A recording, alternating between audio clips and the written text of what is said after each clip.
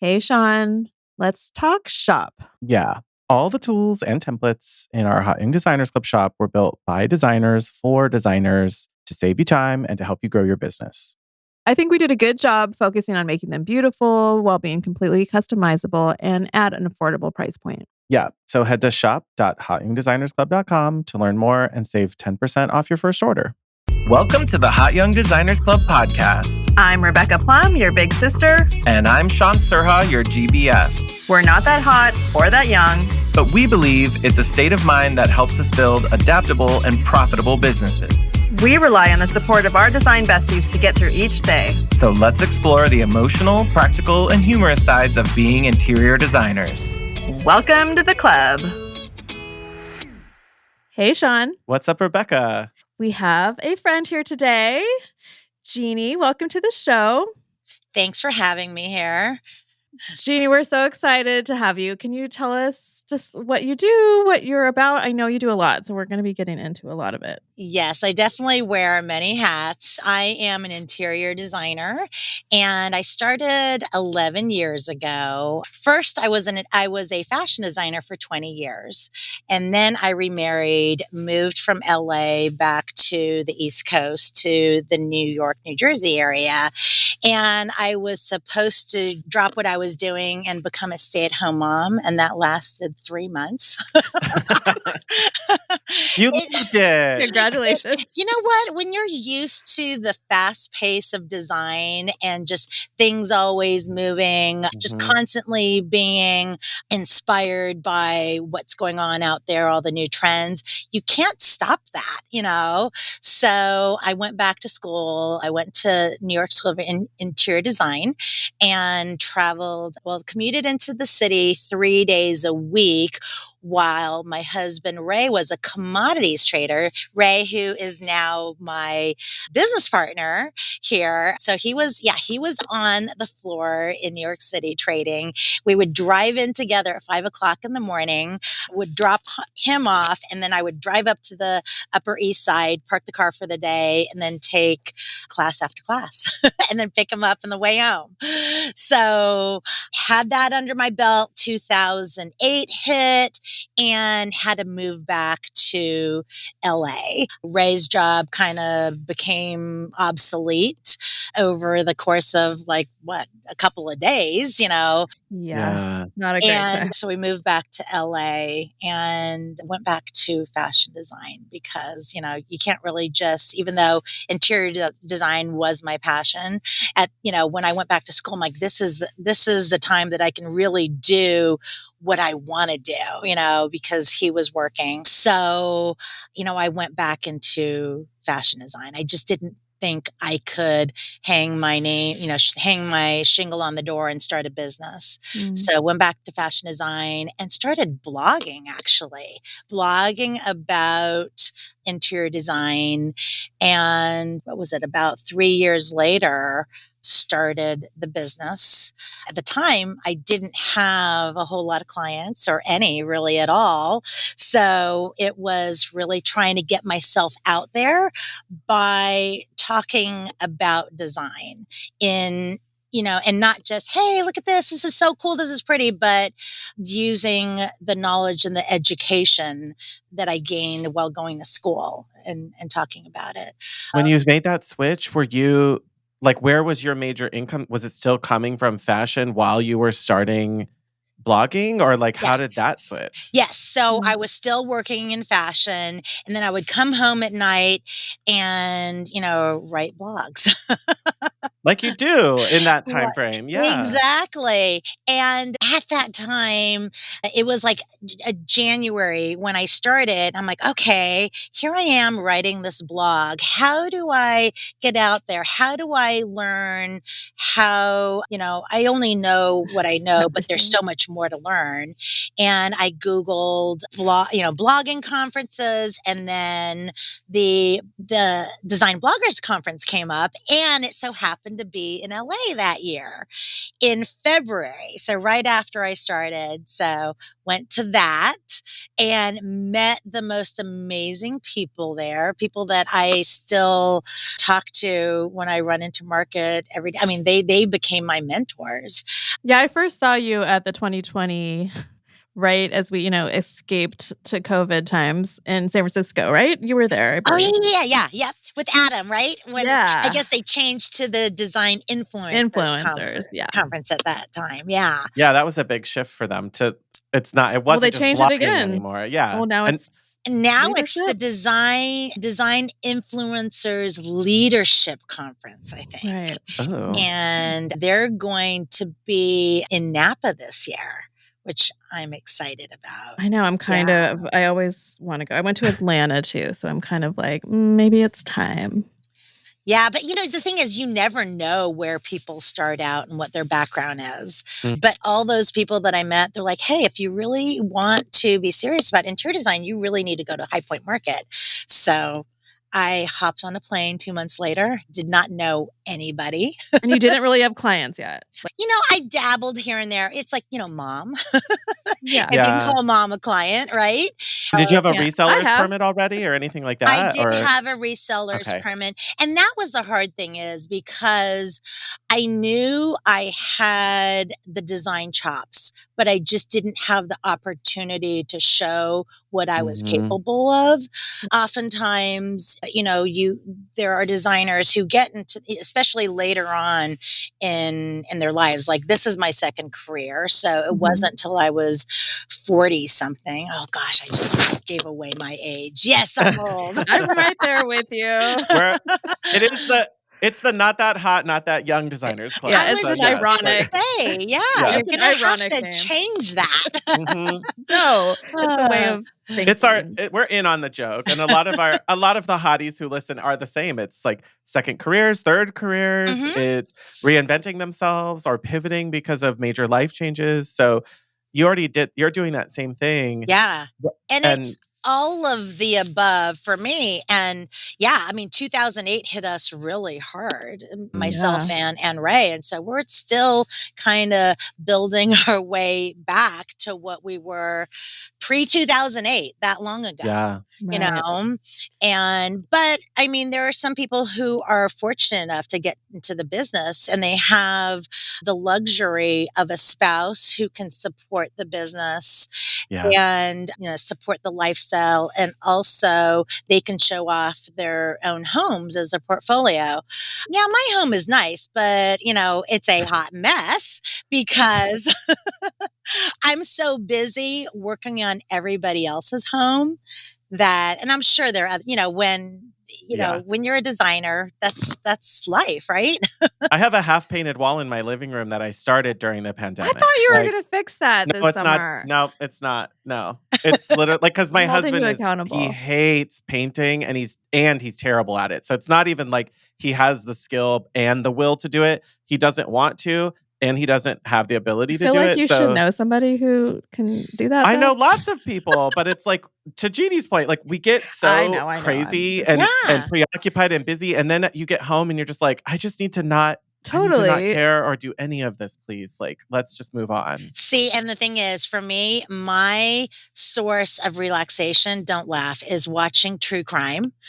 Oh, yes. Oh, you're one of those. Oh, yes. Yeah, totally one of those. Do you listen to the My Favorite Murder podcast at all? No. Oh, you would love the hosts are so hilarious. Karen and Georgia, they're both in LA, but they're like comedians, but also writers, but it's just like two friends, and they kind of retell the stories of different true crimes and different stories, and some of them focus on like the victims' families and overcoming things. They're not all murder stories, but the storytelling is what makes it great, and it's just like I laugh so loud every time, like guarantee. Which sounds so weird to laugh at true crime, but I know. But I know the thing is, it puts me to sleep at night. Like the trauma, it could be worse, so I can rest in peace. I can sleep peacefully now. Yeah, right? That didn't happen to me. Yeah. But horror films, no way. I'm scared Yeah. Well, I there's Yeah. something about the visual, I think, versus just like your imagination listening to something or reading something. And it's For also me, at kind least. of that analytical, sometimes as a designer, More you are scientific. analytical. You have to kind of decipher, Mhm. your clients. And that's also kind of deciphering the mind of It's a this puzzle, twisted yeah. mind. Yeah. So Yes. so it was Cozy Stylish Chic the name of your blog? Is that how that Cozy started? Stylish Chic was the name of the blog. And Okay. when I started the design, actually, it was the design business. And then, so what I forgot to mention was when I went to High Point the first time, I saw, gosh, look at these style spotters. This is so cool. Hey, I could do this too. And Yeah. so that's when I started writing about the trends that I was seeing at High Point. Or And industry. I chalk up one of the reasons why I was selected as a style spotter without having any notoriety or anything, at that time, 2013, 2014, a lot of those style spotters for High Point Market. Are you familiar with the Spotters program? Yeah. Yeah. Yeah, they were like big editors and just notable people in the industry. Right. And I mean, I know when that announcement came out, people are like, who the hell is this Who's random? this? Yeah. And how dare she have an opinion on all these things at market? Yeah. Like, Yeah, but that's why like I had to work that much harder to prove mhm. that hey, I do have the knowledge. Just, hold on and wait and listen. Yeah. Yes. So I always tell people, I tell, the people here who work for me as well, is like, you know what? You can never judge a book by its cover. Mhm. When people walk in the door, you treat them all the same. You just don't Yeah. know who you're dealing with.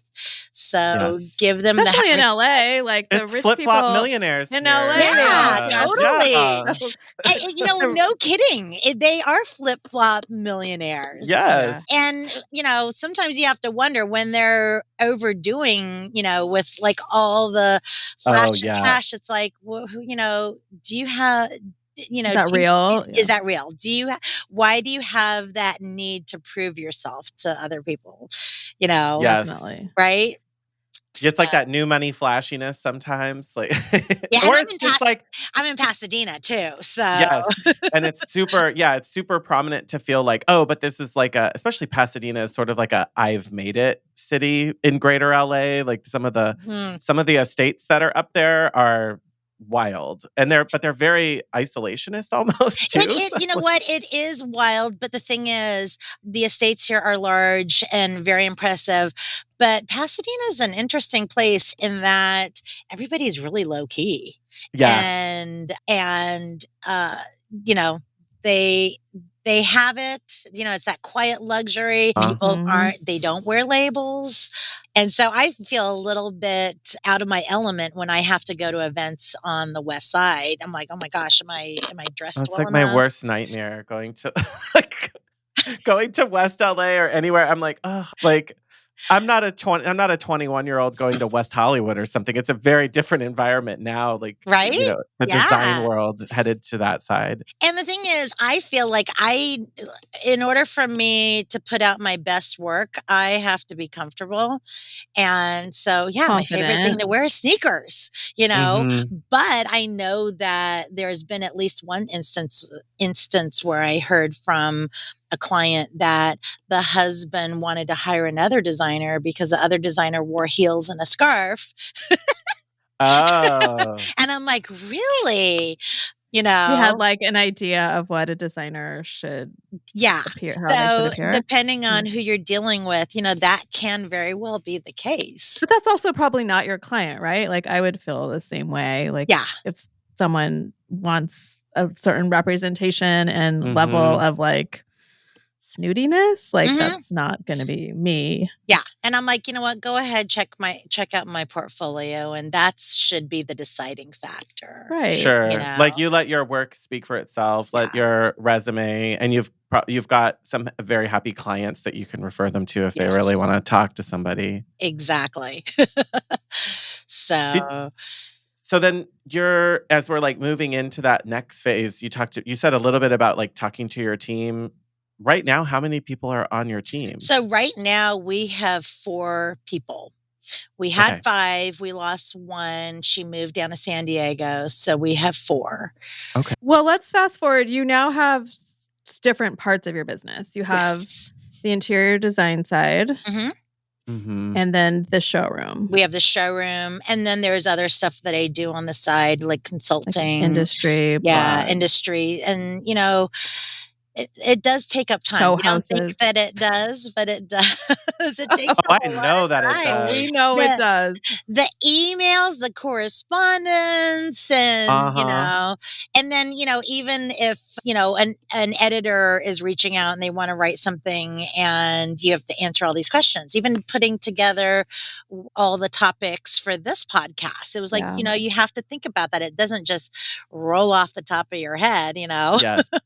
Yep. So yeah, you need like a lot more mental space. And when it's managing a showroom, there's mental space and ramifications, just like there would be with a design, like all the dominoes fall ahead of it.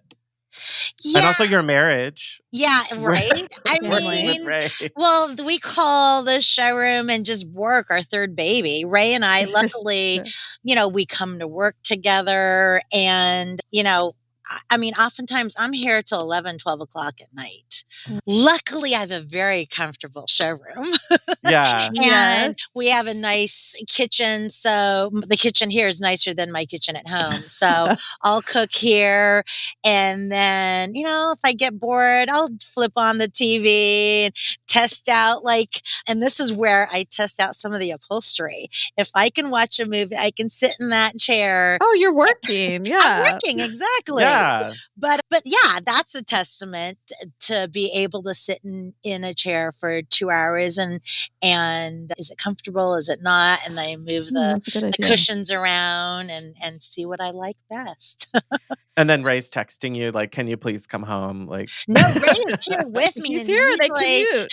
He's asleep. Oh, yeah, you're there together. Yeah. So sometimes he's asleep. If I'm working really late, he'll fall asleep on the sofa. And because we're on a pretty busy street in Old Pasadena, so a lot of people park in, where we are, and then they walk up the street at night to the different restaurants. So they'll peek through the window and see what's going on. Yeah. So that's kind of nice. You get some like natural curiosity, hopefully, of people coming in. Yes. Yeah. And so Mondays and Tuesdays are usually busy because we're closed on the weekends, and the lights are on in the showroom on the weekends. And so they're like, gosh, what's that? And so they'll come in and see what's going on. I like that. Yeah, during the week. So when did Ray? So he's now your partner in the showroom, correct? Yes, exactly. Just not on the design side. Not on the design side, although he has been known to have opinions, design advice. Ray. You need to sit down. No. It's like, stay in your lane. Stay in your lane. Yeah. So when did that happen? That happened, I'd say about 2016, 2017. So what happened was we opened our showroom, which was, I think it was about 1,200, 1,400 square feet. It was the south end of this building. That happened then, and I found that I really needed somebody with the finance part. I'm not so much a numbers person, as I know a lot of designers aren't. But he's my husband, so I know that I can rely on him and trust him to do that and do that well. And this way, I can really concentrate on what I do well. And that is the design and cultivating those relationships with the different brands and people in the industry. So if it's not your skill, it's better to hire. It's usually going to be better to hire or get some help from someone who has it. But that's a really difficult position to hire. Like, I would have a really hard time trusting someone to just take over all the financials. Like, there's some bits of it that I have to outsource, but there's a lot of not great CPAs out there. That's well, very true. and you hear horror. I mean, that's like the worst case scenario if that goes south. Right. Exactly. And I know that there are some super talented designers who also have, the business know-how. It's not that I don't have the business know-how, but the minutia of it is just, I know I'm not good at it. It's also, numbers in general. If I look at the overall picture and the general health of the company, I can see, where I need to pivot and do this and that. But it's those, the minutia which drives running reports. Yeah, it's just not my thing. And that bogs me down and hampers my creativity. So I feel that. Girl, same. I feel that, yes. Yeah. So I know everybody needs their Ray, right? Yes. You need somebody who can help you at least fill in the gaps of stuff and make sure that you can feel comfortable continuing like your status quo. Yes. Like, oh, I'm just over here doing the rest of my business, but I can afford to be able to like take your eyes off a little bit, knowing that you can trust him so much. Exactly. I wouldn't suggest it for no, I wouldn't suggest it for most designers. Yeah. But. And especially like because we have so many things going on, we've got the showroom as well. And, that's another thing, when we opened, we thought, okay, this is going to be retail, but then it quickly shifted to more towards the trade. And that's a whole different animal. And then when we were really small, that we were doing our own thing there. But then when we expanded, that brought in a whole other, a whole other layer, because we've got, we added more lines, and then we added the element of the Monogram Experience Center. So, there's training and stuff going on here, like at least once a month. Shaun, we need to get you up here for a training with Monogram. I would love to, because everyone kind of keeps pulling me towards like Costa Mesa or down to Irvine, which is fine, but it's like it's just like there's so much going on. And I know, how long ago did you open the Monogram? That was like last year? No, it's been 2.5 years. A big re-up not long ago, right? Like a new. So no, it was beginning of 2022 is when we took over the whole building, and now we're 5,200 square feet. But you know what? That all happened during COVID. Yeah, I'm like, that was like a blip in my brain of how long that's been. I think it's been a blip in everybody's brain, but I think now you're probably hearing more of it just because, when we opened, having just recovered from COVID, and paying rent for how many months with no revenue coming in other than from our design work. It's been a slow process. And I think in order, for us, what was really important is to be financially sound and not grow too fast, because a lot of people grow too quickly. And then they're great and they're hot for a minute, and then it's like they can't sustain that. Yeah. So it's been little by little by little. And then, with each partnership comes another partnership. And then a little bit more, like some bigger projects as well. So, initially the projects were definitely financing the showroom, but now it's starting to equal out.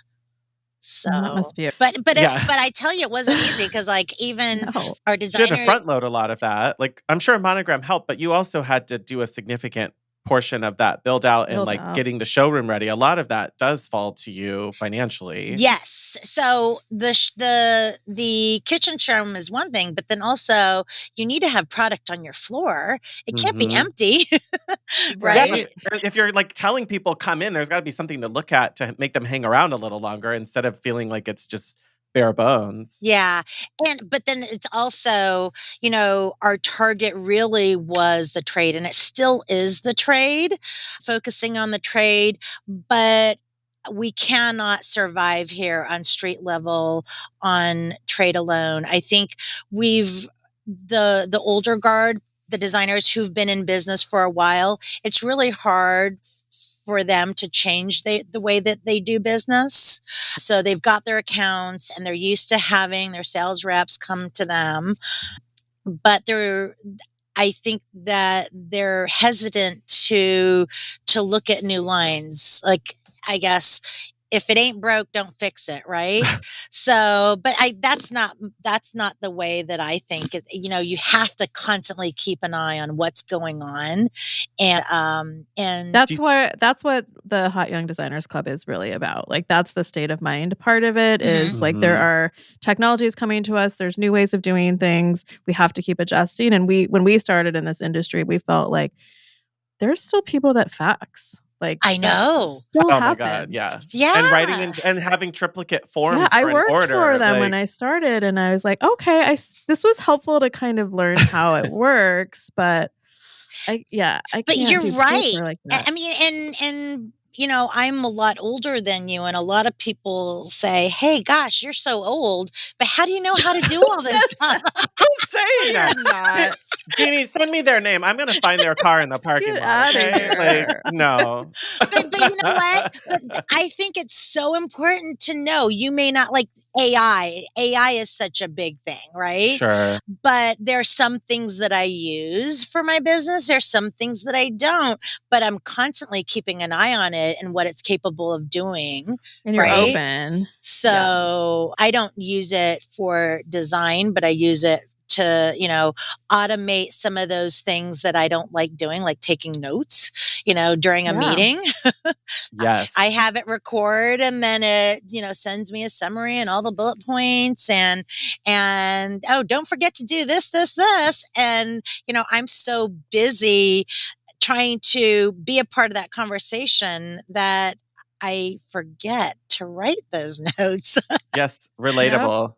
Right? Yeah. Yes. So that's what I use it for. Just because we like to give actual details, what app do you use? Fireflies. Yeah, that's Fireflies. Okay. I've heard of it all. I just talked to another designer who's using it during meetings. Mm-hmm. Yep. My doctor uses it now. I don't know what app she uses, but yeah, she sets her phone out and gets consent and then just records it. And then she's talking to me. It's nice. Like, eye contact. Yeah. Yeah, because for the charting piece of it, they don't have to try to remember later or have it be inaccurate. Well, and but some they of it's can be technical. They're thinking. stumbling, where do I find this thing? Like, they're trying to do stuff while you're trying to tell them about something. Yeah. So it's the same with us. And even if you're on a Zoom call or a Google Meet, if it's in your calendar, it automatically sits in your meeting and records it all. And I tell whoever's on, in the meeting, hey, by the way, that thing that says AI note taker, it's just writing all the notes so I don't have to, because half the time I can't even read my writing too. So yes, or I forgot where I wrote it. Yeah. Hey, hotties, we have way more for you over on the Hot Young Designers Club blog. It's kind of like having an internet home base that we've been wanting to start. Yeah, we're over there doing designer features, sharing industry news, and some business updates. We've always wanted to be able to share our inspirations, so we needed a long-form place to do it, and now we have it. You got it. So head to hotyoungdesignersclub.com and check out the blog. So tell us more about the trade showroom side of it and how you are benefiting designers. So with the trade showroom, I realized that for me, being in the sticks of Pasadena, it is easier for me to fly to High Point or to fly to Europe to the different shows than it is to drive to the West Side. It literally. How do you get to the airport? I see so many more designers, local designers in High Point or Vegas Market than I do a whole year sitting where I'm at. That's true here too. But exactly. And so, and when I started, my kids were still in school. I'm like, I can't drive to the West Side. I only have between 10 and 2. Yeah. and then it's going to Yeah. cost me $25 in parking. Really, who wants to do that? So, so it was going to market, really establishing those relationships. And at first it was just for our own projects. But then I realized, designers, in this area, they really need that, Mhm. why can't I put it in here? And it was, it's furniture, lighting, but the big one right now, which I see only getting bigger, is textiles and wall coverings. Mm. Because designers, especially the ones starting out now, they don't want a full library. They don't have the space for it. Right. Right. And they and believe me, I mean, they multiply like rabbits. They do. I know. Yes. I went into business with another designer in town. So we have a third business between us that I'm here called Happy Hour Design Collective, where it's a very, very mini version of what you do. Mhm. But yeah, we have a whole warehouse that is attached that is half full of wallpaper samples. And it's a lot to keep up on. Like, I'm sure I'm Yeah. not keeping up on it. So that's why having the full collection of each line here, a lot of people have like the cravat, cravat fabric cut. We have that as well, but it's the Sure. other ones like Sanderson, what has been really popular here is the lines from the UK. Yeah. And so like Sanderson Morris, and then there's Designers Guild, Osborne and Little. Those brands have been really popular. And it's very, here in LA, there's an overabundance of textiles. I feel There are yeah. all these little, and we have to make sure that the lines that we can take that we take on, that we can give them enough business, because there's no sense in bringing a line here where it's just going to sit there because there are 3 or 4 lines that do the same exact thing. When you do that, you're splitting your dollars, and you're not doing any of those lines any good. So you really need to focus your efforts on each line being different and not really overlapping too much, if that makes sense to you. Mhm. Yeah. It does. And that's like what like in my business, I've tried to do that with a few companies, but then that is where I rely on outside resources and trade showrooms like yours to get the onesie twosie things when I need to fill it in. I think that's like a really great resource for designers that they maybe aren't aware of.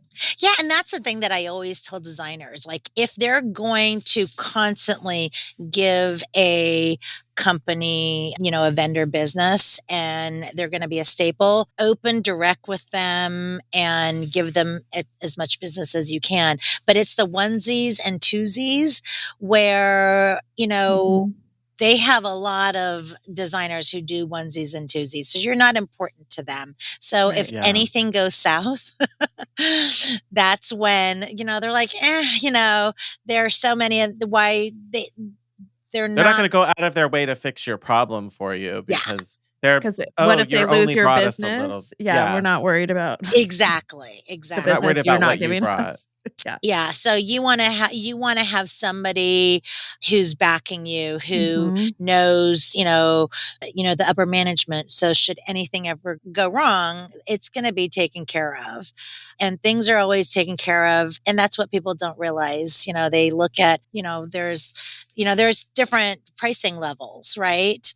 And like what we do, and I'm fully transparent with everybody, our pricing is the same as what a designer would purchase if they were purchasing direct. So there's no, like some showrooms, like they tack on 10%, 15%. No. So even if they had an account with Fabricut, and they looked at the pricing. It's the same. So yeah, they're never going to pay more than the like whatever the designer net price level is what you're saying. Yeah. Yeah, exactly. And So that helps because you're still making money on Like that. you're in full negotiating like, stuff because you're getting more volume by doing exactly. that. But then if there are issues, we have to deal with it. And that's when, Totally. you You it's need a that margin. insurance. When things go wrong, at least you're covered. Yeah. And there have been situations where the manufacturer, they won't stand behind their product, and it's my name on the line, my reputation. So guess what? There have been situations it doesn't happen too often where, you know what, we're going to take care of it, but then we cross that manufacturer off our list. Yeah.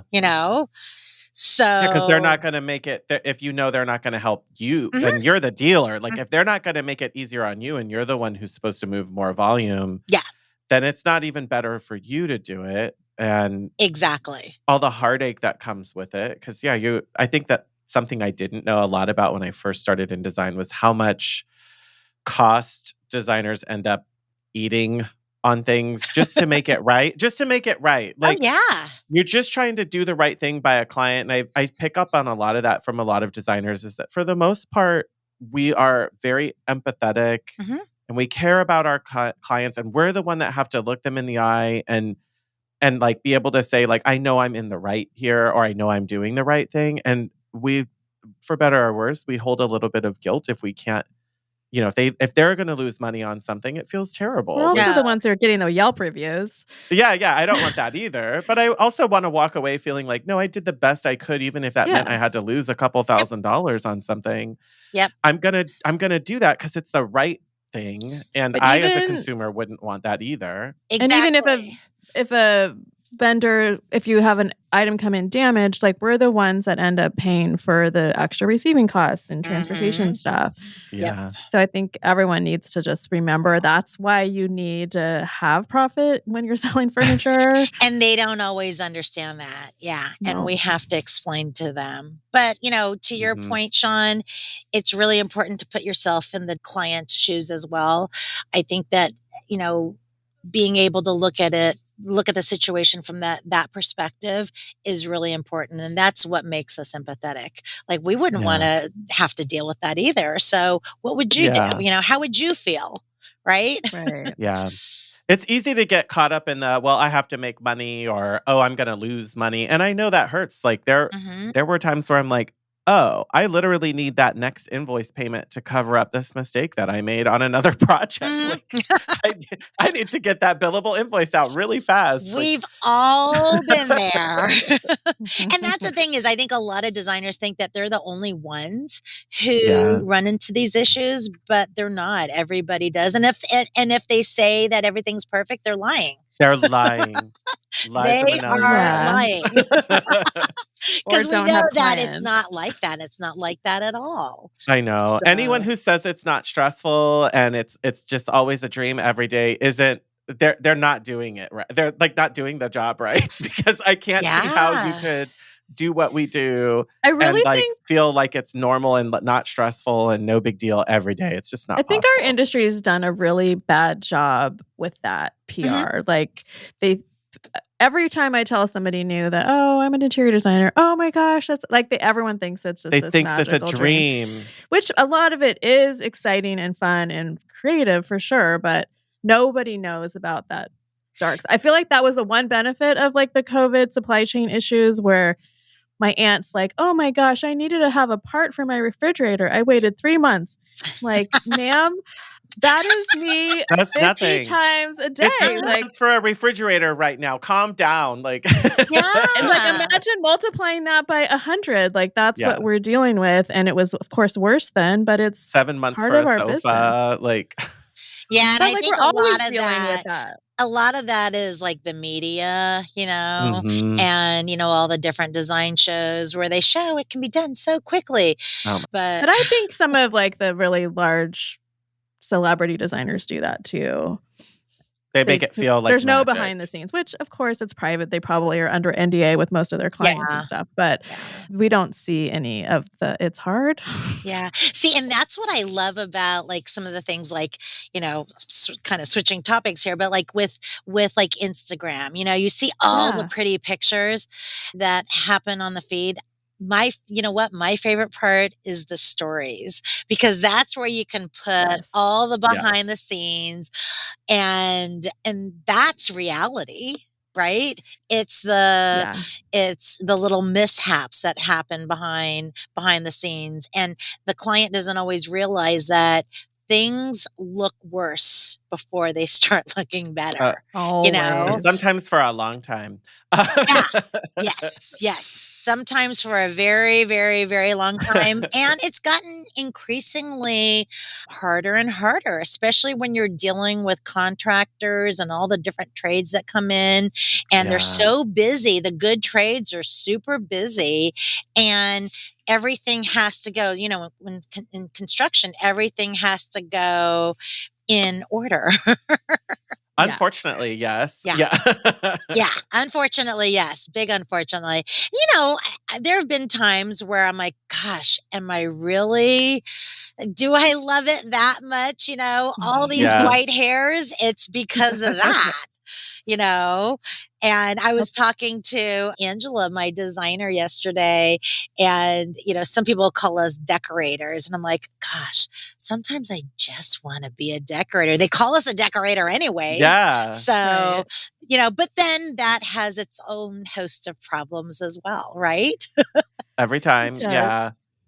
Yeah, because there is so much weight put on what we do, and it gets overwhelming. And then I've had those days too. I'm like, I would be a really great ops manager for some big designer. Like, I'm like, and then sometimes Rebecca will talk me off the ledge. She's like, you would not be able to sit there and not have be no type A anymore. opinion? Like, to not be able to, like, what happens when you give best advice and someone doesn't take it and you're working for them? Like, it's different if I don't do my own best advice or something like that. But to know that I'm telling someone else potentially and they could just take it or leave it, I don't think I'd be or good you're at that. working for someone and you don't like the design execution. Like, you're not going to just sit there and enjoy that. I know. I can't keep quiet. That's my problem. I can't shut my mouth and just sit there and not.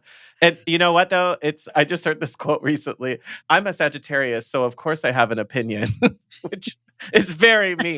Like, always. Yeah. It's very me, but I didn't realize that was necessarily a Sagittarian feature until recently. But we're known for having too many opinions, and I'm not going to be able to keep them quiet. It is so, I mean, and even when you're dealing with a client and you don't like what they're doing, I mean, I will tell, I'm not a yes person. I will tell them, I don't like this. I don't think it's a good idea. And this is why I don't think it's a good idea.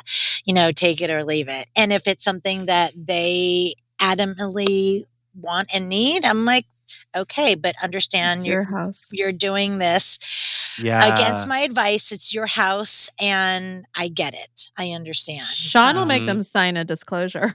Oh, really? I have been known to send. I have warned you that this is like not a sufficient like walkway, but it will pass code. But you are not going to be happy with this, the width of this, or you're not going to be unhappy with how this functions, and you need to reply to this email that you understand that, and then I just keep it in my little cover my ass file of like, all right, receipts.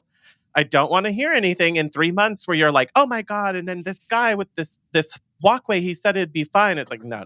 Yeah. I warned you, because I always go back and forth between like, this is an aesthetic decision and I'm not in love with what you're choosing, but it's your house. And if you tell me you're going to love it, that's great. I'm just telling you, I have concerns, and same thing. Like, I'm just making sure you hear me, because you paid me to give you give you my opinion. So, but there are designers who just bow down to the client, like, okay, whatever they say, they're the client.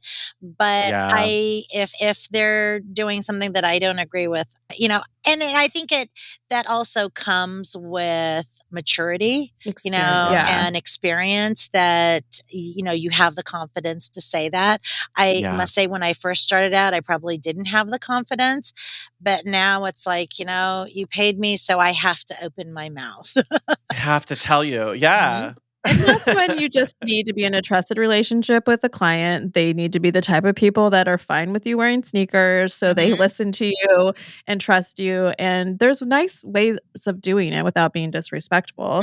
But Yeah. yeah, like, if it's something that, like, I have to clear my conscience here Yeah. and say this, but, like, okay, Well, and the that's funny thing is fine. I've been, when we've done the showcase houses, there are people who will come in and they'll just rip things apart. And oh, this is so awful and this and that.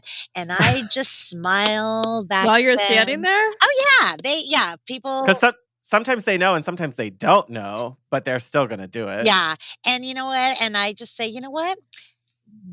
The homeowner, the client is happy and they love it. And guess what? That's all that matters. Yeah. They don't care about your opinion. All that they care is that they love it. Right. So, I know, I think that's, like, one of the things that irritates me about people using AI and trying to I mean, there's a lot of things, like, don't try to pass it off as finished work, mhm, because so much of our job is the ability to sell an idea to the client and have them accept it. So mhm. when a Mhm. job is actually finished and built and done, and you got the purple cabinets, whatever on the wall, like, that is part of the job was you sold that to the client, not Yes. just you dreamt it up. Like, I could dream up all kinds of things, but to The actually the get it the work. executed, Yeah. Yes. yeah, it's such a different thing. Yeah. Yeah, that's AI strikes a nerve with me when it comes to that because there are a lot of designers I see who do use AI and they don't disclose that it's Yep, AI and then they get hired for a certain body of work that they don't have the experience to execute. Mhm. You totally. know? Or let alone the tradespeople or the drawing capabilities or any I mean, Mhm. there's so many layers to that. Like Yeah. Yep. But to sit there and, like, critique another designer's work, we're all guilty of it, Mhm. but I mean, not in front of the designer, obviously, but, And not in a and that's not just publicly. not on a Instagram feed either where, No. "Oh, this is so ugly," blah, blah, that's No, yeah. just this yeah. is Shaun and I have a side chat for that that no one sees, And but sometimes I'm like, what do you think happened that a lot caused of it this is to the be the client. result? Like, yeah, Mhm. the There's client. something we don't know, like, a lot of times there's a missing thing, like, yeah, I didn't want that TV over this beautiful fireplace, but it was the one thing that the husband Yeah, wanted, so it was, like, the exactly. only concession he asked for. We gave it to him. Mhm. So, I'm not gonna put him on blast on Instagram, but Yeah. someone's probably gonna critique that, Yep. I'm sure but you don't know. they'll have a friend or someone come over and go, "Oh, it would have been so nice if you did." Like, I'll let But other people do but that. I'm I just don't need to saying do that. other designers could look at that and be like, "Oh, why did she just put that ugly TV on there?" Yes. I didn't.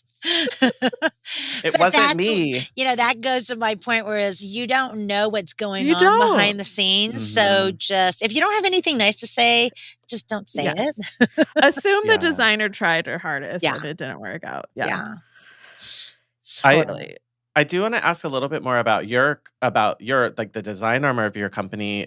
Are, like, predominantly, like, how are you setting up your rates for projects like that? Is it flat? Is it hourly? Is it a mix? We generally do hourly, and as the principal, I bill at a higher rate than the other designers.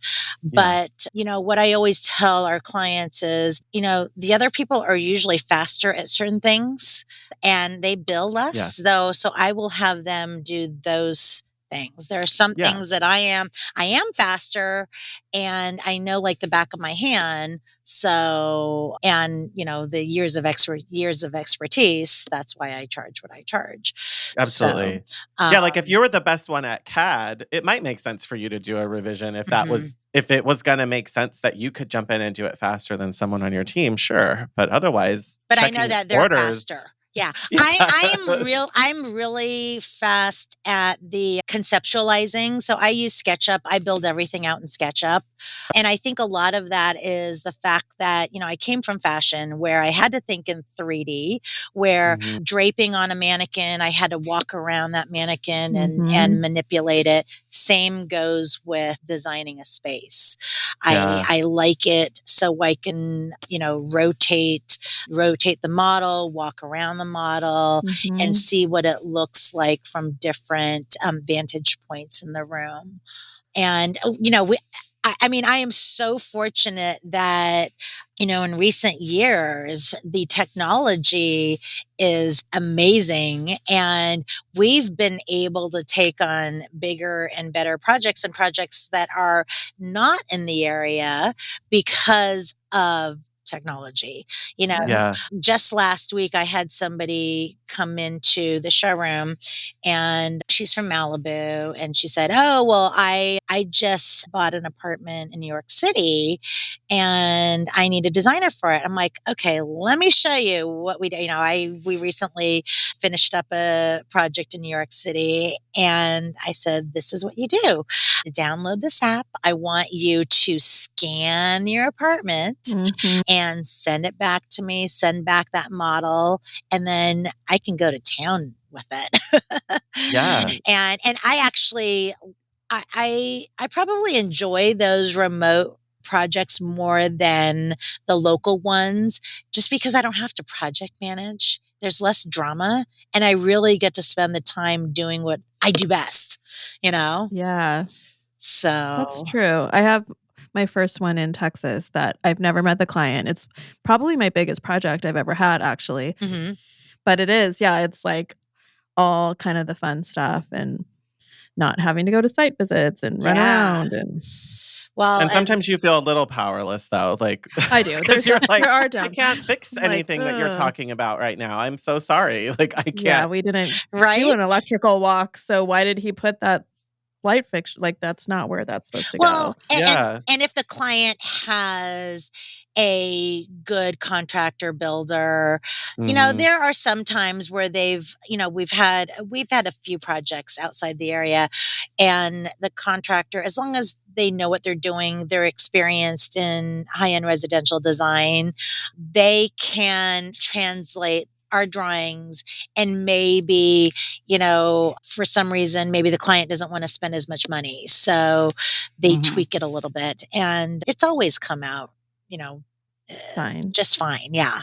Yeah. So, I mean, we have to make those changes even on job sites locally. Yeah. It's just hopefully you have a better contractor who's like, "Hey, I'm really sorry. Like the way the plumbing works or the framing works, I'm just not going to get medicine cabinets in there. What do you want to do? Change the cabinet design for, I can compensate somewhere if you want." Or sometimes you just go, "Okay, it's just going to be mirrors." Like, yeah. Oh, well, like we tried. It's the best intentions don't always work out. Like that's the real life. Yeah. So, but I'm sure, not having to project manage is huge. It is. I hate project managing. I do want to go back. This is like a hot debate. Like lately, I've been talking to we have like conversations in Marco Polo with other designers. Do you use the Marco Polo app at all? No. It's like Voxer, but with video. So it's like video texting. You can leave video messages with each other, and so that's the whole like back and forth of it. But it just sits there in in a chat basically. So I like it because I feel like sometimes so much more can get conveyed from a free form voice recording rather than trying to put it all in a text message. And we can do it when we're driving and not have to.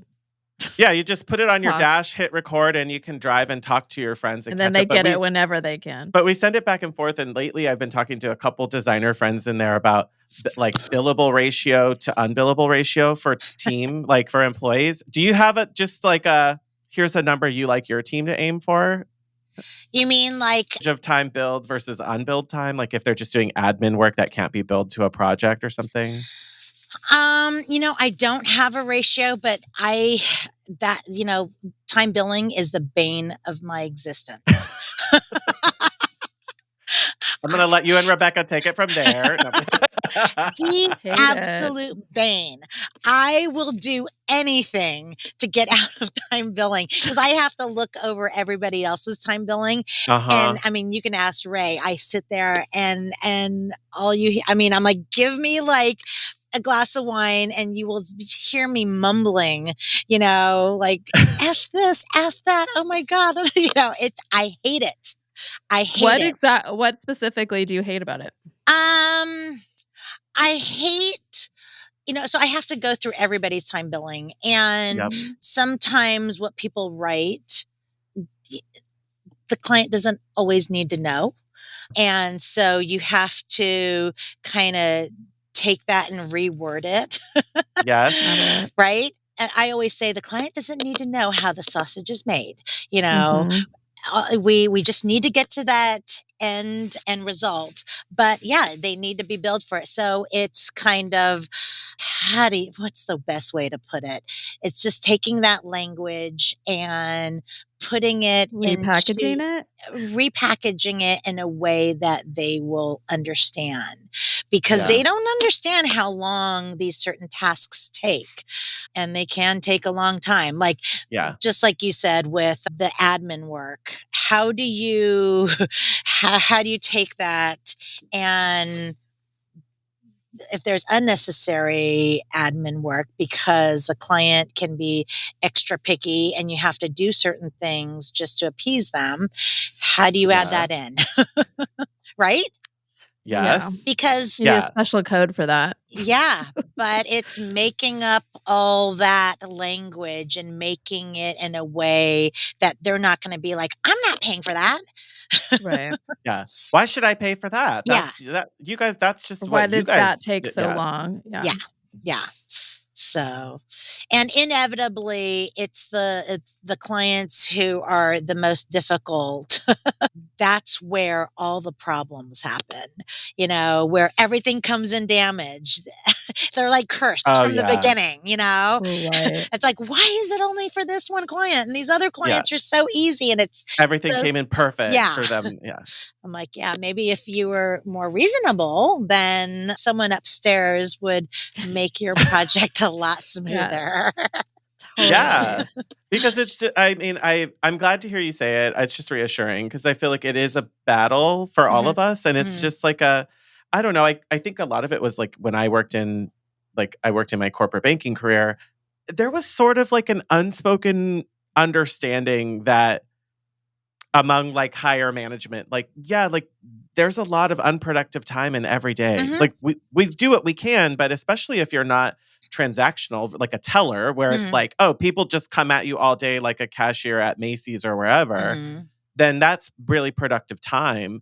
But for a lot of the sort of behind the scenes analytical work, creative work that we do, project management work, like meetings, there are times where I'm like, oh, I know I talked with them on the phone, but it's no longer in my like recent call log here. So now I'm like, I'm not going to pull up my phone bill and try to scroll. And how many minutes I'm going to spend scrolling through a phone bill to find that phone number that I talked 15 minutes? Like stuff gets missed sometimes. Like it just happens. And that's why sometimes it is better to do a flat fee. And I've toyed with that because I know that I'm the kind of person who goes above and beyond.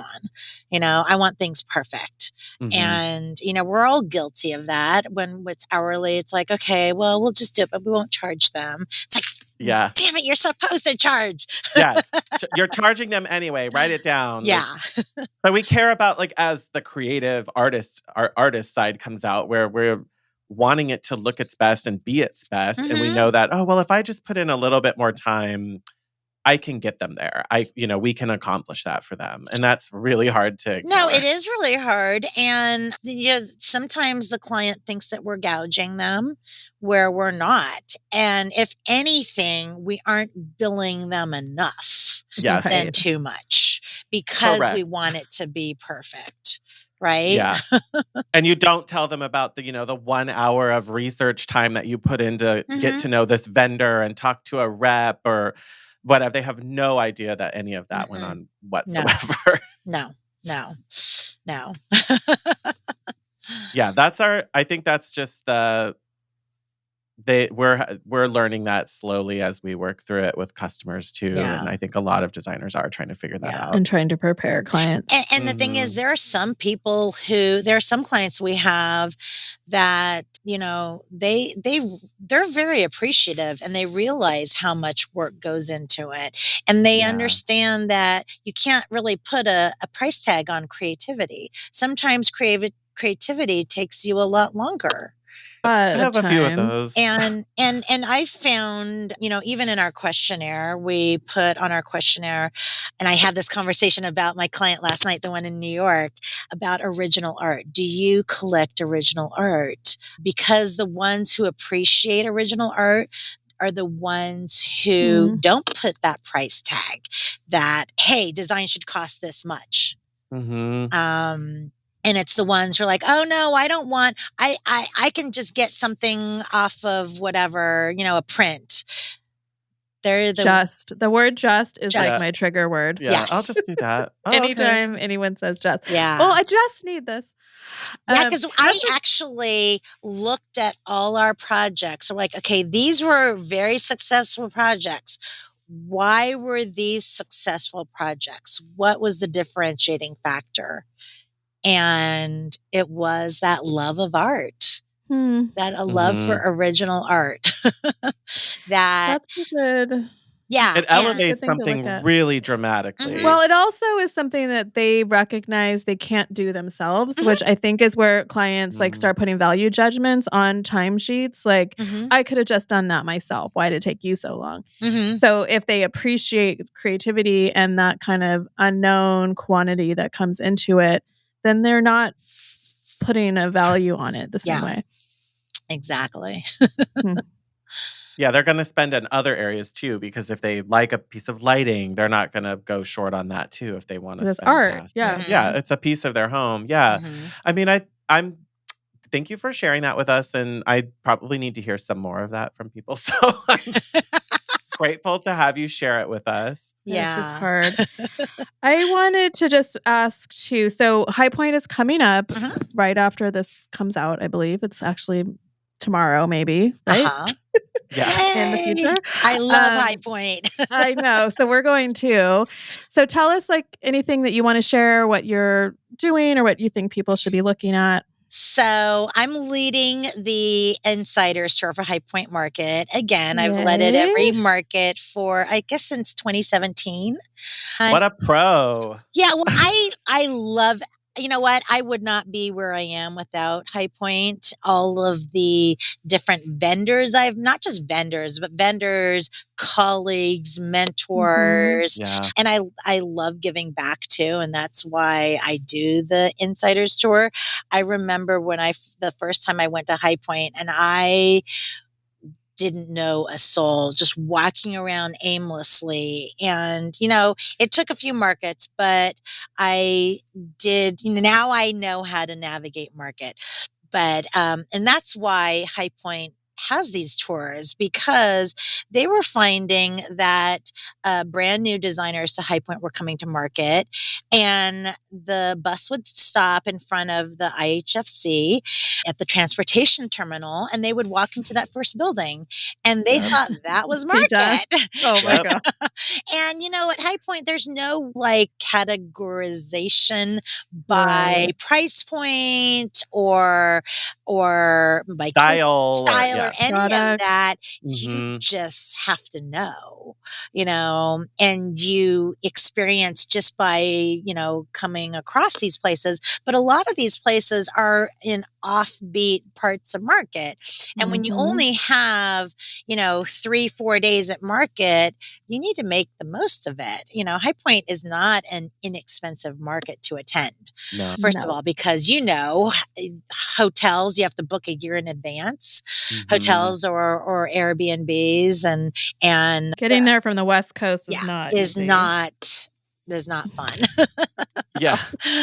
Yes, I've done many red eyes. Come in, I drive in from Charlotte or Raleigh and then take a nap in the car, in the parking lot, and then go straight to work.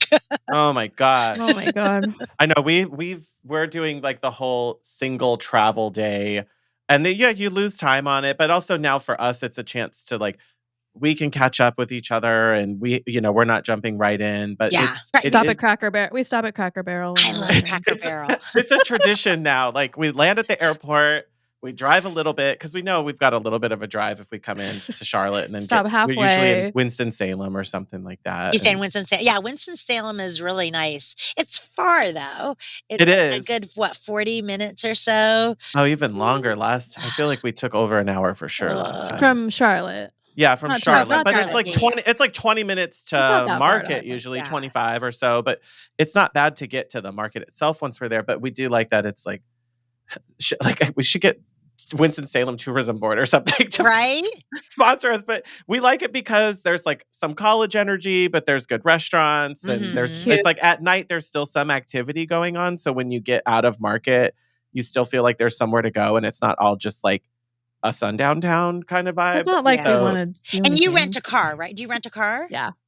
Yeah. See, So we usually coordinate our flights so we can meet at the airport and then. That's nice because, like, when I first started going, I didn't rent a car, so I relied on the shuttles, and then booked a hotel, but the hotel is in the middle of nowhere, and then you're so.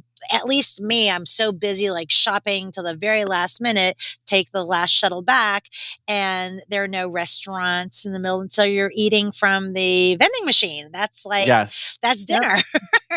That's what we want to avoid because no one can ever accuse me of missing a meal. So like I will always make sure like we're going to need at least some kind of reservation, even if it ended up being a few times Chick-fil-A. Yeah. Love Chick-fil-A. It's fine, but we want to make sure we know we're going to get angry. Keep our energy up. Mm-hmm.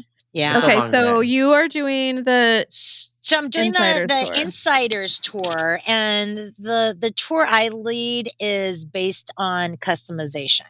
Just because as designers, I think that especially with everything being online and so accessible to the consumer, I think it's really important for designers to really venture into specifying custom. It doesn't have to be full custom.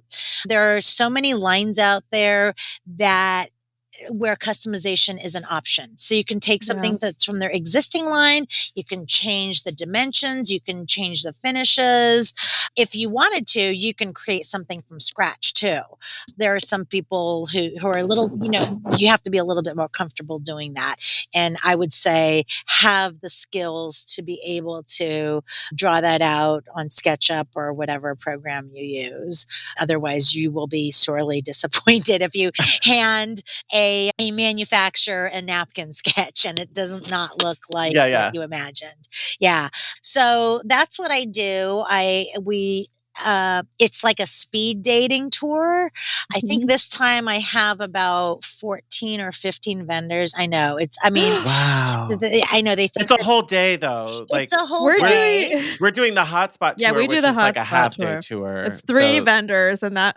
Right? Yeah, we only have 3 vendors, and that feels half like a day really fast. It does. It really does. And that's why it's like 15, 20 minutes, give the highlights, and then we move on. And I crack my whip. Yeah. I have it down to the minute. You have to make sure that this is more like, I want you to hear about this vendor. If this strikes an interest for you guys, come back later after this. Yeah, come this back isn't tomorrow. A full day. And spend more time sitting on stuff, looking at frames, talking to the rep, whatever. But exactly. But at least I get you a starting thing. And while we're walking between showrooms, we can talk about more. But yeah. So that's really smart. So we do walking, we, get on the red or green shuttle. And then we usually, one thing that I've found that designers really love is being able to see what goes on behind the scenes in the factory. The factory tour is always a highlight. So that's one thing that I've always done. What factory do you go to? I go to Thayer Coggin. It's way out in the middle of nowhere, but just the fact that they can see the factory and they have such a legacy in High Point. You know about Thayer Coggin and Milo Boffman and people love that. Consistently, since I've done this since 2017, I always switch things up. Nothing's ever the same, but that is one place I always take them to. The only place that's always been on the tour is because designers are really fascinated by the story. And I think that oftentimes that's what sells the product to our clients is telling that story. We're storytellers. Yeah. So yeah, because that's what gets them like hooked on the sale, of like, oh, there's a story behind this that I can tell friends and family when they come over, and they're gonna like hearing that, and it they feel differentiates proud of what from they're like buying. them buying something online from a big retailer. Yeah. Like It there's came no on a story. ship. It came on a ship from China. I pushed buy. Like, Yeah. done. Okay. We don't know whose hands touch this. Like, Yeah, I mean, Not because very many, probably. there are certain factories where each hand that has touched it, I think Lee does this, they sign the tag so you I can see love how that. many people have touched it. oh yeah. Yeah. So, That's really cool. I right? love that. That's gonna be a great tour if everyone like put your walking shoes on. like Yeah, and then Phil Miller, who is the VP of sales. So his wife is Thayer's. Is it Thayer's? Thayer was her uncle, I guess. His wife, Oh wow. yeah. And so he tells the story of being at the dining room table around Thanksgiving and talking to Thayer himself about, what drives him, what happened in the business. So the business started in 1953 with Thayer Coggin and Milo Boffman, a handshake, and they never had a contract, but it was a different time then, Yeah. and at that time, it was all about brown traditional furniture. Thayer drives out to North Carolina and he goes to every single factory trying to show his designs, and nobody understood it. And yeah, very talk about unique. pioneering something at a time where people did not want to be breaking the mold, Yeah. But that's the thing is, and what they say is, hey, go look up his designs on, First Dibs or Cherish. Yes. And they still they retain their value, command, very much the same, probably the vintage pieces are more expensive than the new pieces, but they still make them the same exact way in the same factory. And they inspire, then go on to inspire a ton of I was inspired knockoffs, by other copycats. Yes, exactly. Yeah, like all true visionaries. Yes. You inspire other people. Yeah, that'll be a really great tour. Yeah, but original design I think is really, really important, and a lot of companies are straying away from that. The R&D, the research and development costs are really high, but yeah, I really believe in that originality. But I do think a lot of designers need to open, if they're not doing it, they need to open their minds to figuring out how to do it. I see like in the groups all the time, like someone's looking for some unicorn thing. And it's like, just get it made. Like, yeah, it's already can be done for you. Yeah. Or what's even worse? Yeah. Hey, I'm looking for a dupe of this. I found this at West Elm. It's $250. I'm like, seriously, why even spend the time? Right. Usually if you're looking for a dupe, it's something that's $12,000 and you maybe need to bring down, but like $250 for a chair, I'm like, what are you going to do? Make $5 on it?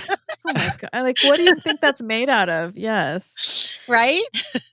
Wow. It's wild where you're like, this is not saving anybody anything here. Like by the time you've invested in it, and that shouldn't be the business we're in. Like that's like a DIY. Like encourage clients to go on Marketplace and. But you know what? I think the thing is, a lot of these groups, people drill into these young designers' heads that they need to buy trade to the trade resources, and that's why they're bringing things up like this up. So, but they don't have the clients for it. Yeah.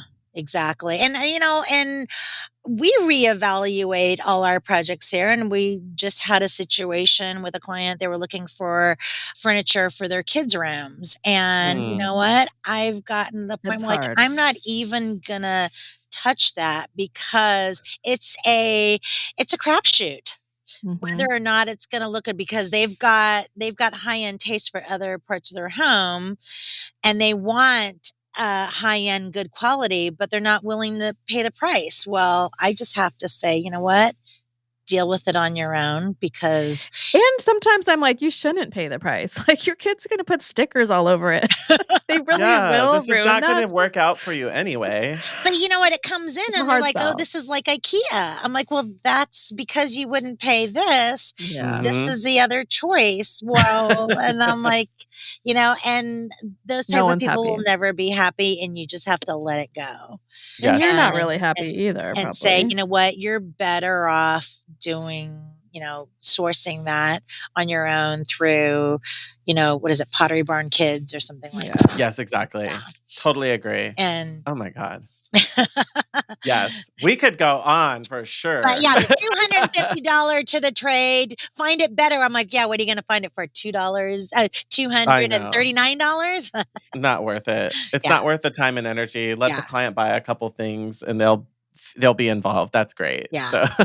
So it's not our job to make that price point. Sometimes if they need to up their budget is what they need to do. That's the truth. Yeah. Stand on it. Yes. Jeanne, we've really loved being able to talk with you, and thank you for being so transparent with all of the hotties. This has been so beautiful. I know I could talk to you guys for hours. As a matter of fact, we should hook up in High Point. Yes. Yes. We're there on a short turnaround. We're there for the hotties who are listening. Our hotspot tour is on the Saturday the 26th. And then we're there. We have Sunday kind of to power through as much as we can. And then we leave Monday evening. So we might get to market Monday morning and just like rush through a few more final ones. We're like reserving that morning of knowing, oh shoot, we might have to do a leave at lunch, go to the airport kind of thing. But it's so invigorating to be at market. So we can't wait. I know. So well, yes, hopefully at we'll see least you need to come out here for happy hour or something. I could do that. Rebecca, Yeah. next time you're in LA, come. I feel like I'm ready for a little LA adventure. Yeah, because one time you were down for like a really short turnaround, and we went to the design district, like La Cienega design, and we went to Hollywood at Home, Waterworks. We went to a couple showrooms, but that was a short afternoon. But there's so many great little pockets all over. There's so many great pockets all over. So Pasadena would be a nice little stop. Yeah, definitely. You're welcome here anytime. We've got a full bar ready to go. We'll come watch a movie. I'm going to hang out and watch a movie. We'll test drive some of those sofas. Can you tell the hotties how they can find you and keep up with you? So let's see. I am on Instagram at Cozy Stylish Chic is the showroom, and J.K. Chung Interiors is the design firm. Where else? Facebook is Cozy Stylish Chic. LinkedIn, I don't know where I'm. LinkedIn, it's Jeanne K. Chung. Oh, Pinterest. Pinterest and that's a platform that a lot of people don't realize how much business can come your way. We have been talking about it, that you need to optimize your Pinterest profiles to get people over there. Yep. The thing is, those pins are evergreen. So you put those up, and I have pins that I posted, like 8 years ago, and I get still high performers. Yeah, and I get so much traffic to the website because of that, and that boosts your SEO. Sleep on the Pinterest. No, don't sleep on the Pinterest. I sit there when I'm watching true crime that's why I always have my computer in hand, and I'm just doing those things like scheduling Pinterest posts. Yeah, get it all out there. I love it. And designers that are looking to work with Cozy Stylish Chic to the trade program, they can find more information. Yeah, they can go to our website, cozystylishchic.com. There's a whole trade page. All our vendors that are to the trade, we put behind a password because we try to protect the designers from their clients who always try to Look for a better price. Yes. Yeah. So, Got it. yeah. And then like on our website, we do have like the product categorized by, living room and all, but we don't have the pricing there because what we want to put there is just, give designers and the consumer an idea of what is available and then actually come in here to transact. E-com is not in the cards for me right now. There's too much going on. But you can work with remote designers and absolutely. Yeah. So proposals and stuff. So they go to the websites and they're like, hey, I need quotes on this, and this. And where we do really well with is the customization, like Palmer Industries. Palmer, they do the architectural metal shelving. Like we do decorative brass yes. console sinks, that kind of stuff. People don't realize how difficult that is to spec. And that's where dealing with the showroom who does it every day, especially who have designers on staff, because we have these little tricks. Like if you do it this way, it's 30% less. You may like that. If budget is an issue, really let us know because we can help you. Yeah. One I'm working on right now, and the client is kind of going to direct to them, but maybe that's a better idea. Yeah. So that. Yeah. So that's where those type of things really make a difference because when you do it day in and day out, we also take a look at all the drawings. We're like, hey, just so you know, do you have area? You have to put blocking in the ceiling, the walls, all those little contact points. Make sure, and sometimes you don't always get that when you're not dealing with with people. Skilled. Yes. Yeah. A skilled designer, a skilled person who has the product knowledge to know what to do. Or it's that brand is highly technical. It is highly technical, yes. But like anything is possible. Awesome. That's so great to know. So thank you so much, Jeannie. Absolutely. So we will connect another time. You'll come over for cocktails and I love it. Yeah, we'll have fun. And if you ever want to come over here and do a podcast, we've got 4 open pods that have actually maybe that's our next retreat, Shaun. That's here local, exactly. Cocktails and podcasts. I love it. That's our new mission statement. Yeah. And then I can make you pizzas in the hearth oven at the same time. Oh gosh. Done. You're making it very easy for us. Thank you so much. Yeah, you just let me know when and I'll make arrangements for you. All right? Fantastic. Thank you so much, Jeannie. All right. Thanks. Until next time. Stay hot, designers. Thanks for listening to the Hot Young Designers Club podcast. For more on what we talked about today, check out the show notes. Your support helps us grow, so share with your design besties. And subscribe and leave a review on Apple Podcasts. Our conversations continue on Instagram. And be sure to download our monthly resources on our website and our Patreon.